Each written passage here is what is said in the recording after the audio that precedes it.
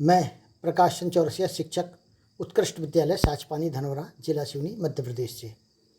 आज हम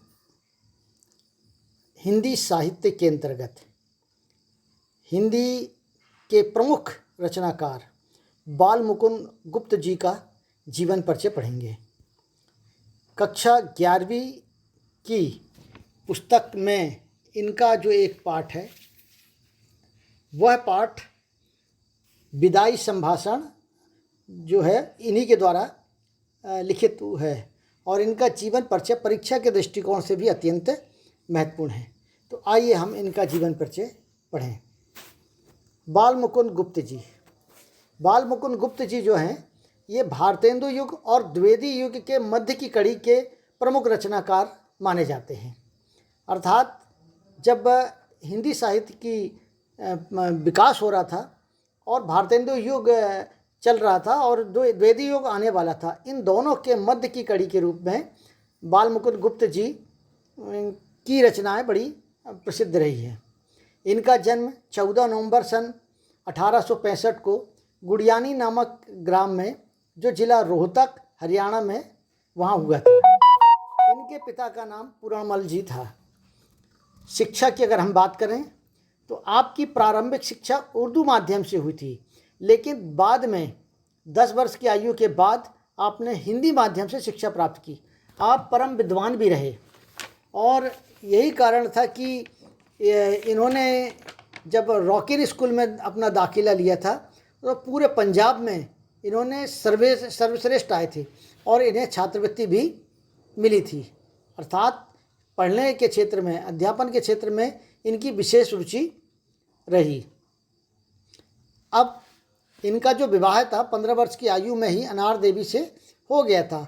इनके गुरु प्रताप नारायण मिश्र, जो स्वयं एक प्रसिद्ध साहित्यकार है, वो इनके काव्य गुरु माने जाते हैं। अंग्रेज वाइसराय लॉर्ड हार्डिंग के ऊपर इनकी मित्र मंडली ने एक बम फेंका था जो इन्हें 18 सितंबर 1907 को 42 वर्ष की आयु में इनको फांसी दे दी गई, जबकि ये निर्दोष थे। साहित्य सेवा की हम बात करें तो साहित्य सेवा में आपकी जो संपादन है, हिंदी हिंदुस्तान, हिंदी बंगभाषी, भारत मित्र, ये जो था, ये इनकी प्रमुख साहित्य सेवा थी। इसमें उन्होंने अपना साहित्य सेवा की। अगला देखें कि इनका कविता संग्रह है स्फुट कविताएं। ये इनका प्रमुख एक जो था कविता संग्रह था।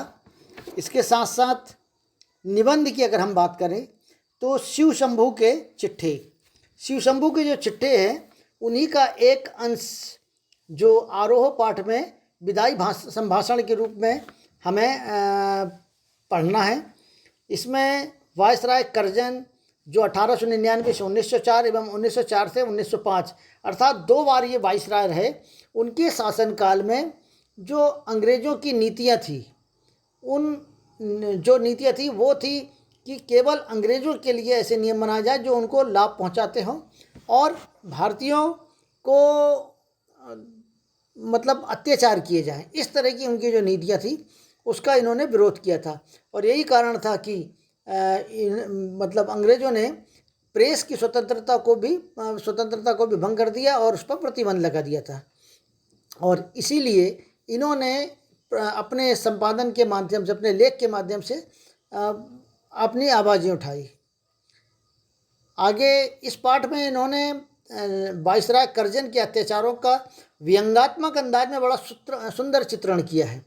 जो बाल मुकुंद गुप्त जी हैं, उन्होंने विदाई संभाषण में बड़ा सुंदर चित्रण किया है। तो ये शिव शंभू के चिट्ठे जो इनकी प्रमुख रचना है।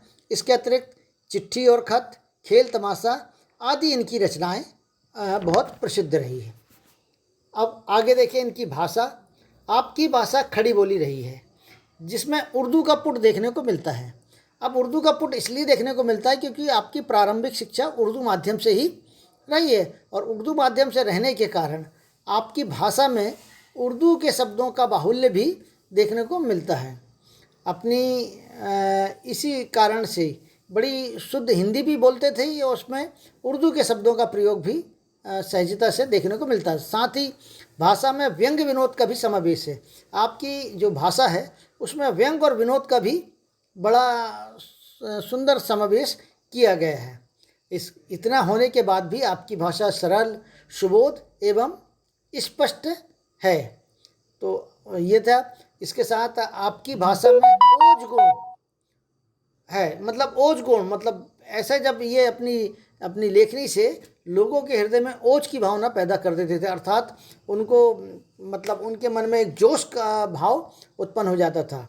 और अपनी भाषा को प्रभावशाली बनाने के लिए उन्होंने मुहावरों का सटीक प्रयोग भी किया। तो ये इनकी भाषा के महत्वपूर्ण गुण थे। शैली की अगर हम बात करें तो व्यंग्यात्मक शैली, उद्धरण शैली, मुहावरेदार शैली और संबोधन शैली, ये इनकी प्रमुख शैलियाँ रही हैं। व्यंग्यात्मक शैली तो है और अधिकांश रचनाओं में इन्होंने व्यंग्यात्मक शैली का प्रयोग किया है। उद्धरण शैली, मुहावरेदार शैली और संबोधन शैली भी देखने को इनकी रचनाओं में मिलती है। अब साहित्य में स्थान की अगर हम बात करें तो हिंदी साहित्य में गुप्त जी का महत्वपूर्ण स्थान है। साहित्य के माध्यम से आपने जन जागृति लाने का प्रयास किया और पत्रकारिता को उन्होंने स्वतंत्रता संग्राम का एक हथियार के रूप में प्रयोग किया। अर्थात आप पत्रकारिता तो करते थे लेकिन पत्रकारिता का उपयोग आपने स्वतंत्रता संग्राम में एक हथियार के रूप में किया। अर्थात इसके माध्यम से, अपनी पत्रकारिता के माध्यम से आपने राष्ट्र जागरण का प्रयास किया और यही कारण था कि इनके प्रयासों को देखते हुए प्रेस की स्वतंत्रता पर प्रतिबंध लगा दिया गया।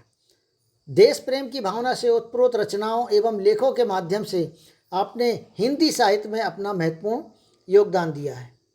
अर्थात देश प्रेम की भावना से ओतप्रोत रचनाएं इन्होंने बहुत सारी लिखी और लेख के माध्यम से अपना योगदान हिंदी साहित्य में दिया। इनके जो लेख हैं वो आज भी हिंदी साहित्य की एक अमूल्य कृति के रूप में जाने जाते हैं और अमूल्य धरोहर हैं। हिंदी साहित्य ऐसे साहित्यकार हैं जिन्होंने देश प्रेम के लिए अपने प्राण न्यौछावर कर दिए। उनके साहित्य राष्ट्र प्रेम को सदैव हिंदी साहित्य याद करता रहेगा। धन्यवाद।